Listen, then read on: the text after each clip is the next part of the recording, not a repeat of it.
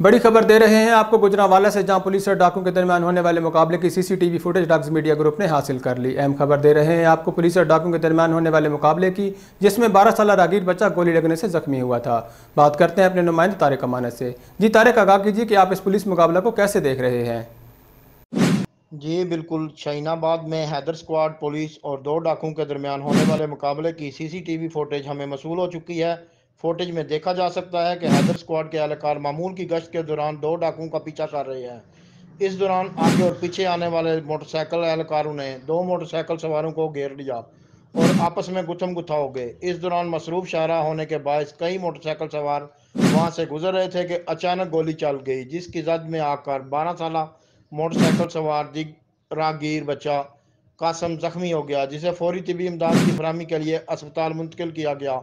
अस्पताल ज़राए का कहना है कि 12 साल कासम के सर पर गोली लगी है, जिसके बाद उसकी हालत काफ़ी तशवीशनाक है।